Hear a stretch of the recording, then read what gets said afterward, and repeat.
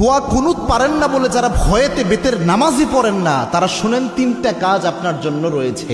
এই তিনটা কাজ করলে বেতের নামাজের পরিপূর্ণ সওয়াব আপনি পেয়ে যাবেন। সুবহানাল্লাহি বিহামদি। ইসলাম যে কত সহজভাবে আপনাকে সমাধান দিয়েছে কল্পনা করতে পারবেন না। এই যে বেতের নামাজে যে দোয়া কুনুতটা আমরা পড়ি, এটা কিন্তু অনেকের মুখস্থ হয় না, যার কারণে অনেক বড় দেখে অনেকে বেতের নামাজই পড়ে না যে আমি দোয়া কুনুত পারি না, আমি কী বা পড়বো। অথবা অনেকে এমন রয়েছে বেতের নামাজে দাঁড়িয়ে দোয়া কুনুতের সময় চুপ করে থাকে, একটা শব্দ করে না, এরকম আছে অনেকে। তো এরকম কোনোটাই মাধ্যমেই আপনার কিন্তু দোয়া কুনুতের যে হক এটা আদায় হচ্ছে না। এবং বেতের নামাজ এটা কিন্তু ওয়াজিব একটি নামাজ, এই নামাজকে আপনি ইচ্ছা করে ছেড়ে দিতে পারবেন না, এবং ওয়াজিব সবসময় চাইলে আপনি তরক করতে পারবেন না। এই জন্য বেতের নামাজ গুরুত্বপূর্ণ।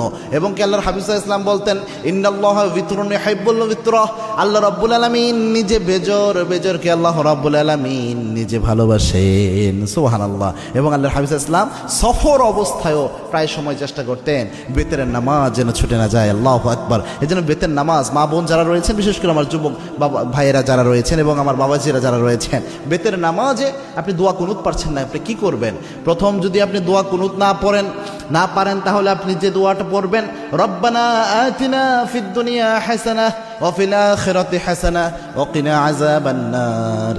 এই যে আয়াতের একটা অংশ, একটা দোয়া আল্লাহ রাব্বুল আলামিন দিয়েছেন, এই দোয়াটা আপনি প্রথম পড়ার চেষ্টা করবেন। বেতের যে সময়টা এই দোয়া পড়বেন, রব্বানা আতিনা ফিদ দুনিয়া হাসানাহ ওয়া ফিল আখিরাতি হাসানাহ ওয়া কিনা আযাবান নার। এটা পারলেন না ধরেন আপনি, তখন আপনি কি পড়বেন? আল্লাহুম্মা গফিরলি, আল্লাহুম্মা গফিরলি, আল্লাহুম্মা গফিরলি।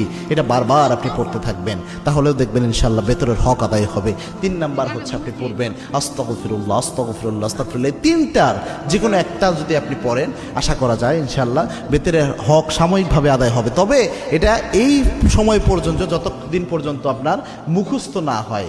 আপনি চেষ্টা করতেছেন মুখস্থ করার জন্য, পাশাপাশি এটা দিয়ে চালায়া যাবেন। এটা আপনি সারা জীবন করবেন, এটা কিন্তু হবে না। দুনিয়ার সব আপনি মুখস্থ করতে পারেন, মাথায় রাখতে পারেন, আর যেটা মৌলিক একটা বিষয় ইসলামের, এটা মাথায় রাখতে পারবেন না, এটা কিন্তু হতে পারে না। এই জন্য চেষ্টা করবেন যত দ্রুত সম্ভব কয়েক